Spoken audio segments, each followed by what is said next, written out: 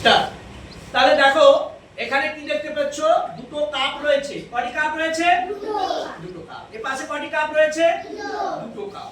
তাহলে আমি 2 যুক্ত 2 করলাম, কত হবে? 4 হবে। তাহলে আমার দেখো 4 কি করে পেলাম? 1 2 3 4। তাহলে আমি এই 4টে কাপ দিলাম, সমান তাহলে কত হলো? 4। সমান কত হলো? 4। ঠিক দেখতে পেয়েছো? ঠিক এখানেও আমরা দেখতে পেয়েছো কটি রয়েছে? কটি রয়েছে? 2 এর সঙ্গে 2 যোগ করলে কত হয়? 2, আর এই 2 যোগ করলে কত হবে? 4। তাহলে এইভাবে আমরা একই সংখ্যা বারে বারে যোগ করার সহজ পদ্ধতিকে বলা হয় গুণ। তাহলে আমরা গুণের ধারণা শিখতে পারবো। এবার নতুন পদ্ধতিতে আমরা গুণ শিখব। একই সংখ্যা দিয়ে একই ভাবে আমরা বলতে পারি, এই যে দেখো দুটো কাপ যোগ হয়েছে, আবার দুটো কাপকে আমি যোগ করলাম।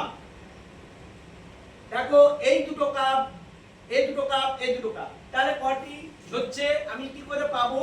দেখো 1 2 1 2, দেখো 1 2 3 4 5 6, কত হলো? 6টি। তাহলে 6টি কাপ এখানে দেখো আমার এখানে 5টি রয়েছে, আমি একটি এক্সট্রা আমি একটা রঙিন দিয়ে দিলাম। দেখো কটা হলো? 6টি, সমান 6টি। বুঝতে পেরেছো? স্টপ।